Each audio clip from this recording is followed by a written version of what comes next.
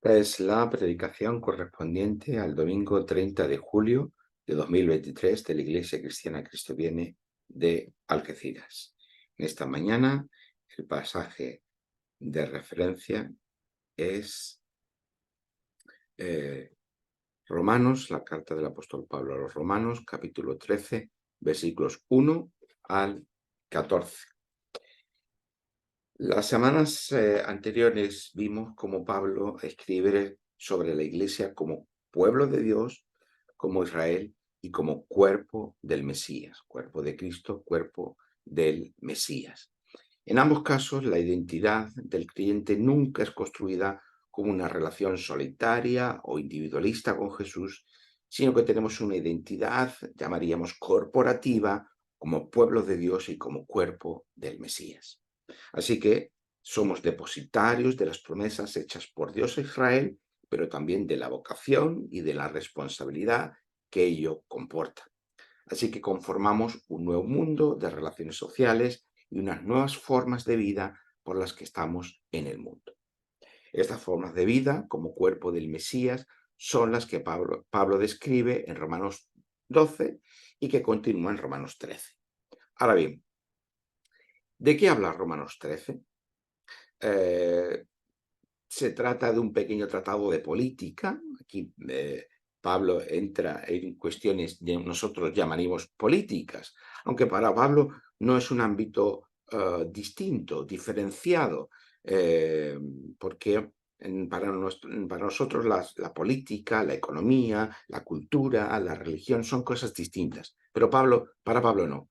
Para Pablo, eh, confesar a Jesús como Mesías, como Señor y Salvador del mundo es igualmente una declaración política. Por eso si preguntáramos a Pablo, ¿estás hablando ahora de política, Pablo? Pablo no entendería esa pregunta, no sabría lo que nosotros nos estamos refiriendo con esa pregunta. Pero desde nuestro punto de vista, de nuestra cultura, nuestra sociedad, sí que es legítimo preguntarse si esto se trata de ahora de un asunto político, de cuestiones políticas. Em, Este pasaje a lo largo de la historia del pensamiento cristiano sí que ha tenido un amplio desarrollo y ha servido para legitimar distintos sistemas o gobiernos políticos. ¿Es esto correcto? ¿Es esto legítimo? A partir de lo que Pablo dice aquí, ¿podemos legitimar determinados sistemas o gobiernos políticos? ¿O por el contrario, Pablo es un revolucionario que está contra el sistema? ¿Sería lícito esto entonces, usar el texto de Pablo u otros textos de la Biblia para legitimar una revolución contra el sistema? Y si lo trasladamos a nuestras categorías políticas de la democracia liberal, en España la semana pasada tuvimos elecciones al Congreso y al Senado.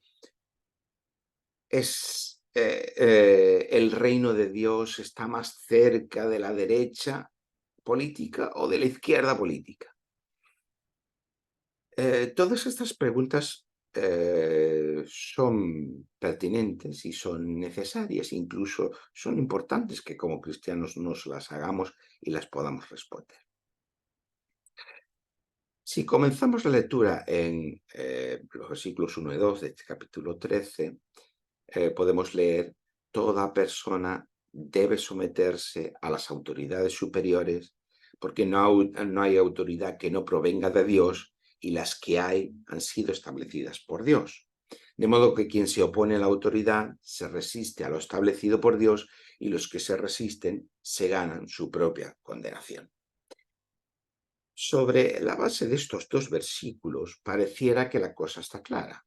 La Iglesia debe tener una actitud legitimadora del sistema político y del gobierno, porque esos políticos, hablando en términos modernos, que están gobernando, pues, o que han sido elegidos por las urnas, han sido puestos por Dios y no podemos resistir o promover una revolución contra ellos. Eh, pues esto parecía el significado más obvio de esto que Pablo está aquí diciendo. Ahora, si nos preguntamos críticamente, ¿cómo es posible que Pablo hable con tanta rotundidad si el sistema político que regía en aquel momento era el Imperio Romano?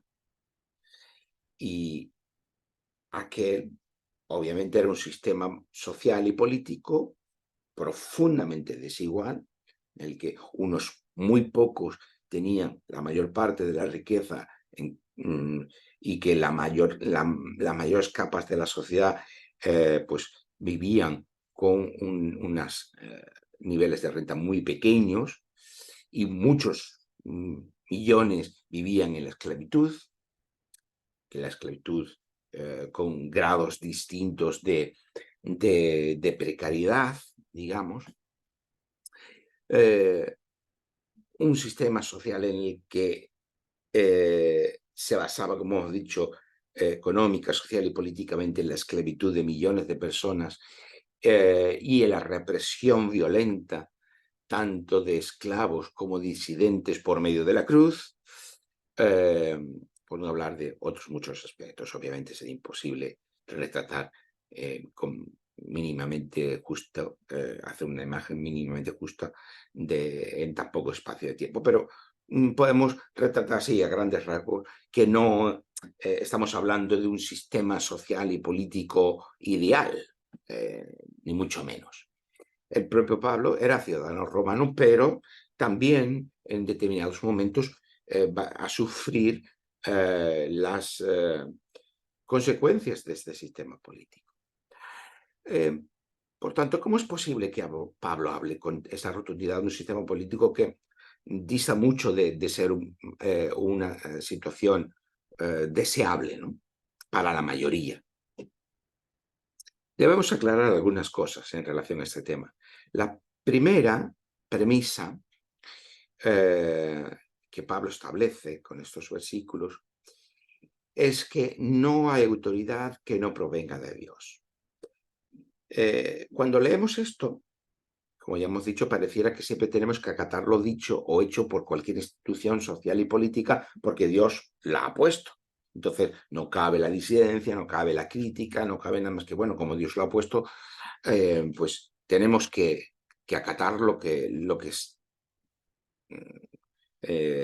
tenemos como sistema de gobierno, sea democrático o no lo sea un gobierno autoritario, sea lo que sea que el gobierno democrático se comporte acorde a las leyes o no, lo que sea. Pero esto es una lectura tremendamente simplista, reduccionista y legitimadora del poder de lo que Pablo dice. Porque lo que Pablo está diciendo es algo muy importante, que es que incluso el emperador romano, que en aquel momento era Nerón, está puesto por Dios. Pero claro, obviamente el Dios del que está hablando Pablo es el Dios de Israel. Ahora bien, pensemos cómo esto sonaría a ojos de un romano. Pues obviamente se partiría de risa, porque ¿cómo cabría pensar que el emperador de Roma, de todo el imperio más importante de la antigüedad, ha sido puesto por el dios de un insignificante pueblo allí en la periferia del imperio? Pues esto, a ojos de un romano de la élite, de que se beneficiaría del sistema, pues sonaría absolutamente ridículo. Además, hay que tener en cuenta que en este contexto sociopolítico los emperadores llegaban a considerarse divinos. Pero Pablo no está diciendo que el emperador sea divino o que el emperador tenga la legitimación de Dios, sino que el emperador debe su posición al Dios de Israel, el Dios creador del universo, o lo que es lo mismo, que el emperador está por debajo del Dios de Israel. Y esto es muy distinto a decir que porque ha sido puesto por Dios, entonces tenemos que acatarlo. Sino que el emperador, con todo su poder, está dependiente, por debajo, limitado por el Dios de Israel. Por tanto, en un cierto sentido, lo que Pablo está diciendo no es acatar y legitimar cualquier sistema de gobierno que pueda darse, sino el reconocimiento de que por encima de cualquier gobierno hay siempre una instancia más alta. ¿Cuál es? El reinado de Dios, el reinar de Dios.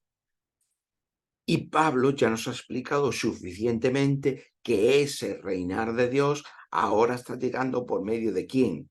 Del Mesías, quien es Jesús de Nazaret, Señor y Salvador del universo. Por lo tanto, lo que Pablo está diciendo es que el emperador de Roma, pero cualquier otro gobernante político, está por debajo de Jesús, Mesías, crucificado y resucitado y por lo tanto ascendido a los cielos y por lo tanto Señor de todo el universo. Eso supone que toda institución y gobierno político que haya sido establecido por Dios no significa que haya siempre que acatarlo y que toda circunstancia de ese gobierno sea aceptable. Por lo tanto, que toda institución y gobierno político está establecido por Dios no significa que haya que acatarlo siempre y en toda circunstancia, independientemente de cómo gobierne, sino que toda institución y gobierno político implica que hay que ponerle un límite y hay que recordarle, como pueblo de Dios que somos, que hay una institución más alta ante la que debe responder. ¿Y por qué es importante que un gobierno o una institución política o social tenga un límite más alto o más importante o más allá de sí mismo? Porque, ¿qué le pasaba a los emperadores? ¿Por qué podían considerarse divinos? Porque no había un límite al que ellos le dieran reconocimiento. En ese caso, el que considerar al emperador divino sí era una legitimación del sistema social y político del imperio. Pero no es esto lo que Pablo está diciendo. Lo que Pablo está diciendo es que por encima del sistema político hay una instancia más alta, el reinar de Dios concretado en el gobierno, en la soberanía de Jesús como Mesías, Señor y Salvador del mundo. ¿Qué ocurre a cualquier gobernante en cualquier sistema político si no tiene una instancia superior que lo limite? Pues que ocurre lo que le ocurría con el emperador, que llega a autodivinizarse. Toda institución política que no tenga un contrapeso, un elemento que lo limite en su poder, el resultado es la autodivinización, el resultado es un poder absoluto. Y un poder político que tiene la pretensión de absolutizarse es un poder totalitario que se impone sobre la vida de las personas.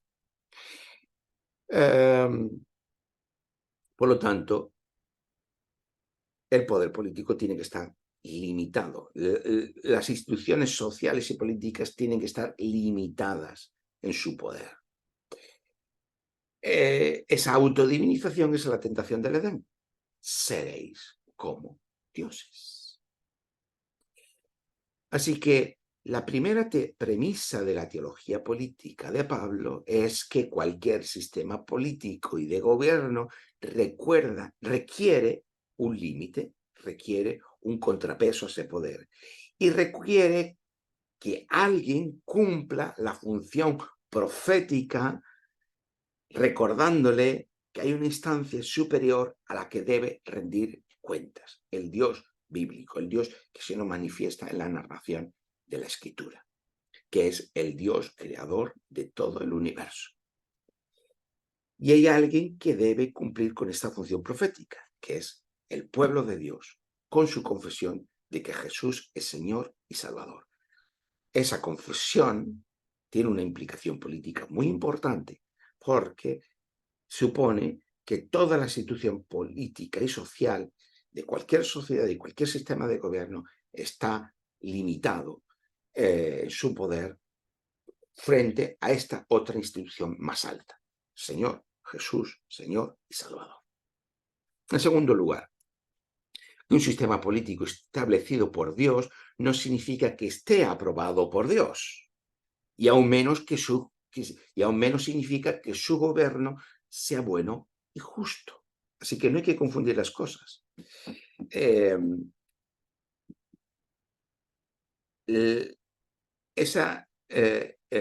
que cualquier gobierno sea establecido por Dios significa que debe rendir cuenta a Dios. No significa que él esté aprobado por Dios y no significa que esa acción de gobierno sea buena y justa.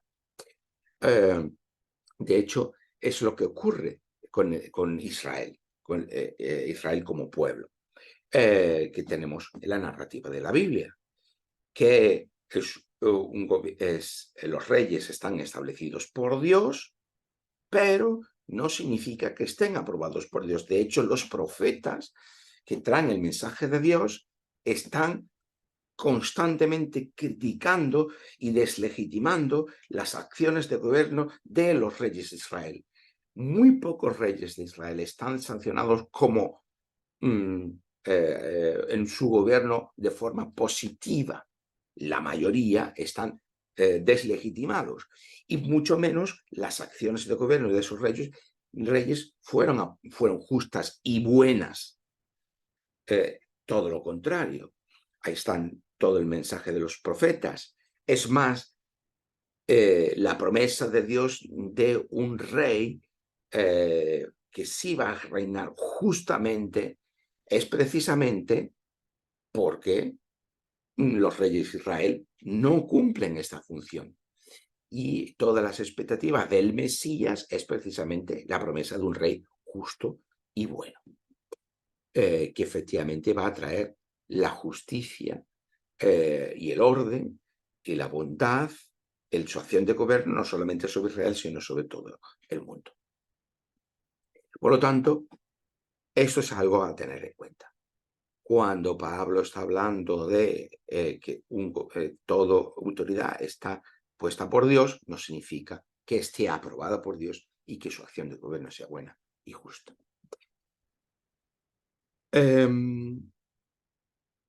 De hecho, el versículo anterior de este capítulo 13, el último versículo del capítulo 12, el versículo 21, capítulo 12, dice algo muy importante y muy significativo que tiene que ver con lo que dice el capítulo 13.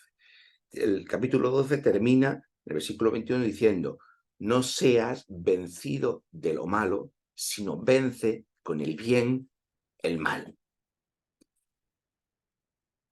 Pablo es consciente de que está en un sistema político que no puede caracterizarse como bueno y como justo. El Imperio Romano no era bueno ni justo para todos sus ciudadanos, ni mucho menos para todos los integrantes del imperio que no eran ni considerados ciudadanos. Por lo tanto, es interesante que Pablo, que está hablando al cuerpo de Cristo, al cuerpo del Mesías, al pueblo de Dios, dice: no seas vencido de lo malo. ¿Dónde está lo malo? Forma parte de ese sistema político que es el Imperio Romano, sino vence con el bien y el mal. El mal no solo existe en nosotros o en nuestra vida personal, sino existe también en el sistema social. El mal nos coloniza desde dentro, como vimos en Romanos 7, dentro personalmente, individualmente, pero también colonizan las instituciones políticas y sociales. Tenemos muchos versículos en el Nuevo Testamento precisamente hablando contra los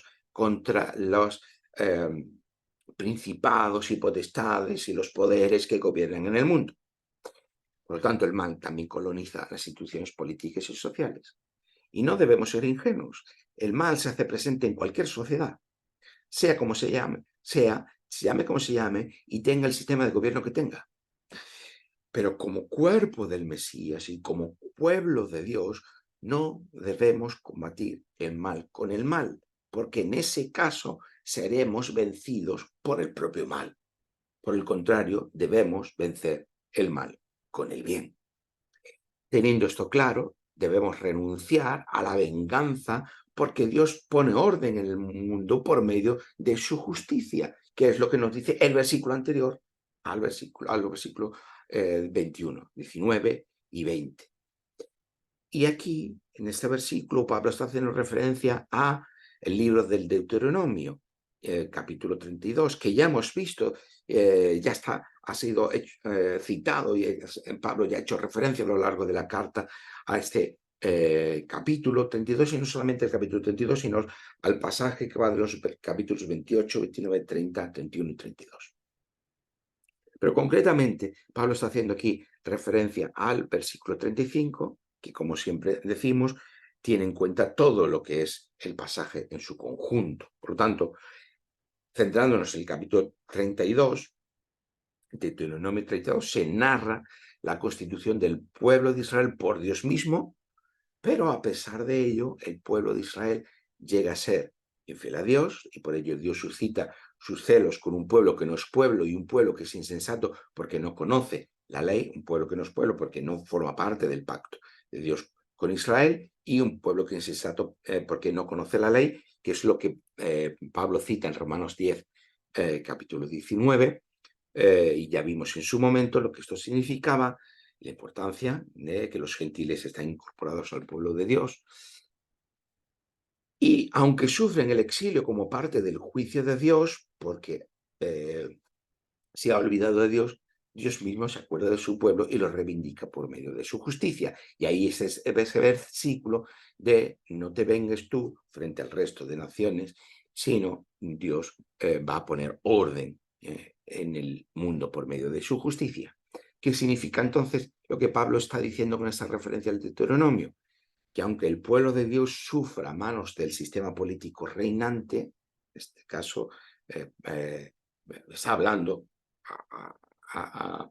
no a individuos concretos, sino que está hablando Pablo a las iglesias en Roma como cuerpo de Cristo dentro de un sistema político en el que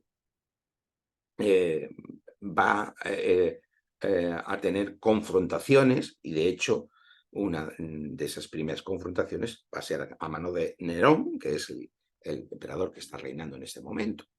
Entonces, dice lo que Pablo está haciendo referencia con esta cita de Deuteronomio, es que aunque el pueblo de Dios sufra manos de un sistema político reinante en el que el mal está presente, no debe buscar su propia venganza. Es decir, no debe buscar la revolución contra el sistema como en generaciones anteriores se habían dado por parte del pueblo de Israel respecto a el imperio anterior, que era el imperio griego, y que causó una reacción muy violenta, o incluso determinadas revoluciones que se han dado, que se dieron en el Imperio Romano y que se darían después, a posteriori, que en el año 70 después de Cristo llevan a la destrucción del templo y de Jerusalén. Por lo tanto, Pablo está diciendo, no es el camino la revolución, no hay que buscar la propia venganza, Dios va a poner orden y justicia en su creación, sino que, por tanto, ese camino, decimos, el camino de la revolución no es el camino que hay que seguir. Y que si el pueblo de Dios usa ese camino, la reacción, la reactividad va a ser mayor, como ocurriría, por ejemplo, en el año 70. En este contexto es el que Pablo llama a someterse a las autoridades sociales y políticas, pero sabiendo que no son un fin en sí mismos, ni porque son queridas por Dios o legitimadas por Dios o porque su acción de gobierno sea justa y buena, ni tampoco pueden reclamar estas instituciones sociales y políticas una autoridad absoluta, porque hay una instancia por encima de ellas, el Mesías crucificado por el imperio, pero resucitado y ascendido a los cielos como símbolo de su reinado sobre el universo entero. Es interesante esta idea, ¿no?, de que por encima del imperio romano hay una instancia superior que es aquel que ha sido crucificado por el propio imperio, pero que ahora está gobernando el universo. Así que esta es la teología política de Pablo. No obstante, el mundo nuevo de Dios, la nueva creación de Dios, está aún por consumarse. Así que, al igual que el poder del pecado todavía tiene influencia sobre nosotros, el poder del pecado también coloniza y está presente en las instituciones sociales.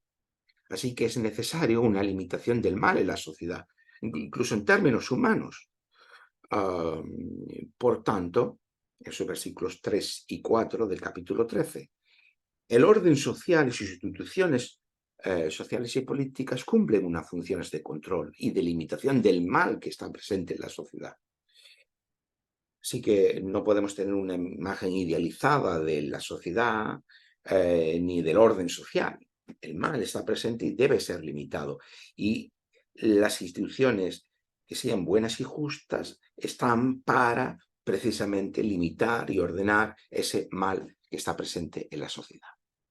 No podemos esperar ingenuamente que la revolución va a traer el orden por sí mismo, ni que la ausencia de autoridad o la ausencia de instituciones sea capaz de limitar el poder del pecado y del mal de la sociedad. Por lo tanto, ni una revolución va a traer un orden más justo y más bueno en sí mismo, porque antes hay que generar el caos, y el caos solamente se genera por medio de la vía del mal, o que la ausencia de autoridad o de instituciones va a traer un orden justo y bueno, tampoco. Porque el poder del pecado y del mal está presente en la sociedad. Incluso los impuestos cumplen también su función. Versículo 6, dice Pablo. Incluso en unos impuestos que obviamente no tenían los correctivos ni los equilibrios necesarios para crear un orden justo en aquel sistema romano en el que había una gran desigualdad y en las que obviamente los impuestos se aplicaban de una forma absolutamente injusta y desigual. Pero el cuerpo del Mesías y el pueblo de Dios está llamado a mucho más que simplemente acatar instituciones y respetar límites. Está llamado a amar al prójimo como a sí mismo, porque de esta manera da cumplimiento a la ley. Versículos 8 y 9. Y veis que en este contexto que está Pablo citando, está resumen de la ley, en amar a Dios y amar al prójimo como a sí mismo. Aquí Pablo solamente cita la segunda parte, amar al prójimo como a sí mismo. No es un amor solo privado, individual, de unos a otros, sino que es una máxima social. Un patrón de conducta no solo interior del cuerpo del Mesías, sino en su relación con el resto de la sociedad. Como dice el versículo 10 del capítulo 13, el amor no hace mal al prójimo, así que el cumplimiento de la ley es el amor. En la presencia del amor hay ausencia de mal, por lo tanto el mal tiene que combatirse con amor. Donde amamos, no odiamos. Donde amamos, servimos. Donde amamos, somos generosos. Donde amamos, escuchamos. Donde amamos, nos ponemos en el lugar del otro. Donde amamos, cumplimos la ley de Dios. Por tanto, al interior del cuerpo de Cristo, lo que debe regir es la ley del amor. Lo que debe regir en la sociedad en la que el mal está presente es una limitación del mal a cargo de las instituciones sociales y políticas. Eso es lo que Pablo está diciendo. El amor para el cristiano debería ser el único deber debido, valga la redundancia. Pero por lo demás, Dice Pablo en el versículo 8, no debáis nada a nadie, no debáis nada a nadie. Las deudas en aquel momento y ahora son mecanismos de esclavitud y de control. Así que cuantas menos deudas tengamos, menos controlados y dependientes del sistema social y político seremos y económico seremos. Hablamos de sistema social, hablamos de lo político y de lo económico y de lo cultural como un todo.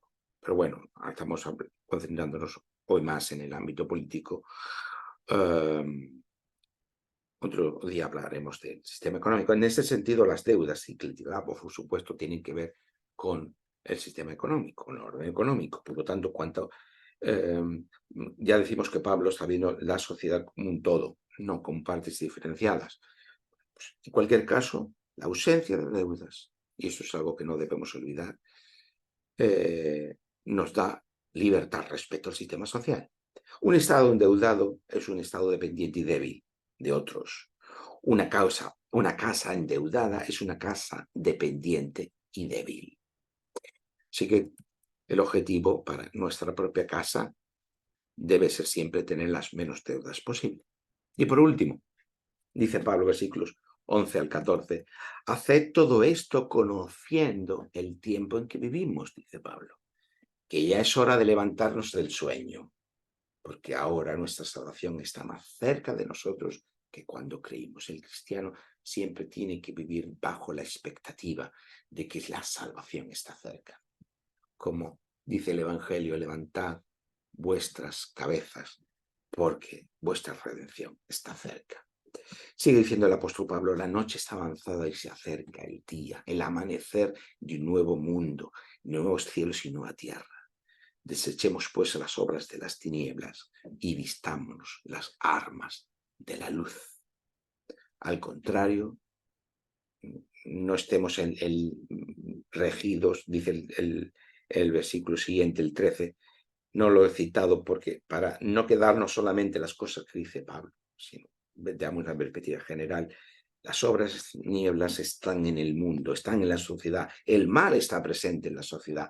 No seamos ingenuos. Al contrario, vestíos del Señor Jesús, el Mesías, Jesucristo, y no satisfaráis los deseos de la carne, del propio yo, de la propia oscuridad que está tan dentro como fuera de nosotros.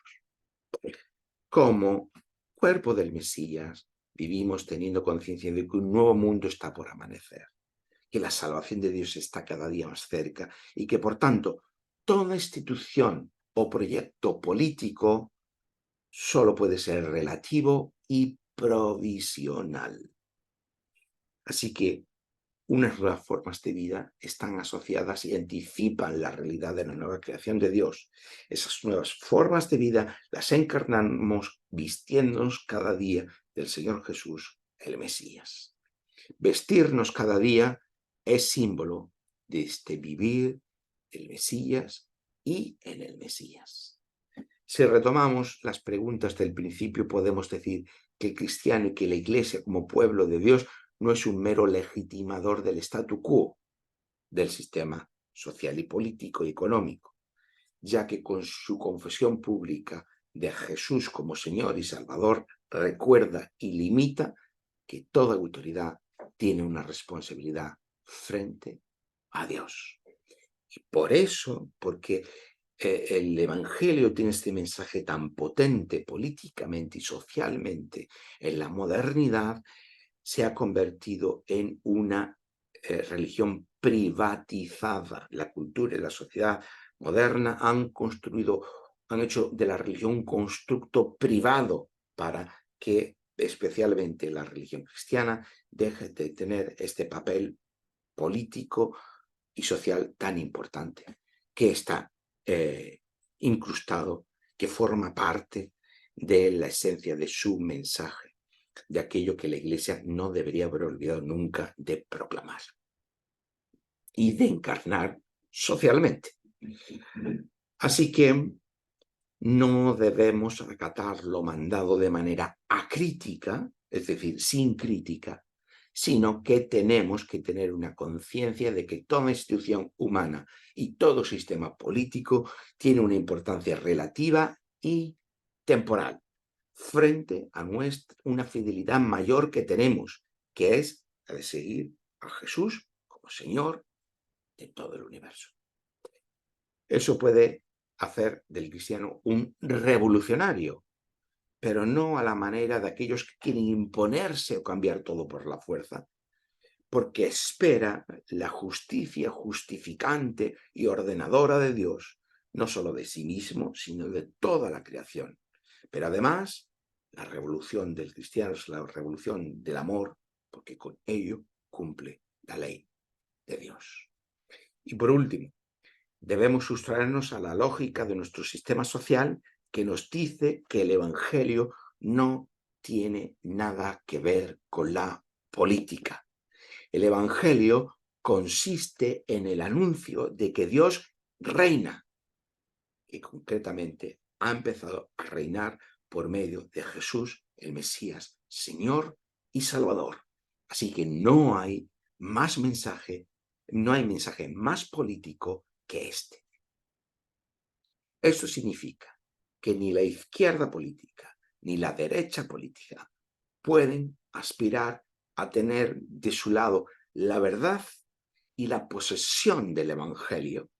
Y eso nos conduce inevitablemente a que no deberemos dar nuestra aprobación o legitimación a ninguna formación política ni a ninguna política partidista por sí misma y en sí misma de una manera absoluta, como si unos y no los otros, o los otros y no los unos, estuviesen siempre equivocados o tuviesen siempre la razón. Por el contrario, la Iglesia y el cristiano, a partir de su confesión fundamental de Jesús, Señor y Salvador del mundo, debe desarrollar un juicio crítico de cada acción de gobierno y de cada decisión política de manera particular y a la luz del mundo de significado de la narrativa de la Escritura. Por lo tanto, no es convertirnos en un legitimador partidista de ningún partido o de ningún sistema político, aunque se llame democrático, sino que debemos tener una fidelidad absoluta, única, que es nuestro Señor Jesucristo. El resto de fidelidades son relativas y deben ser criticadas y deben ser evaluadas en sus acciones a la luz de el significado que otorgamos al mundo por medio de la narración de la Escritura. La Iglesia, como pueblo de Dios, cumple la función política y profética de recordar la transitoriedad de toda institución política y de su rendición de cuentas a una institución más alta que sí misma, el Creador del universo. Y de esta manera también somos luz a las naciones. Que el Señor nos ayude.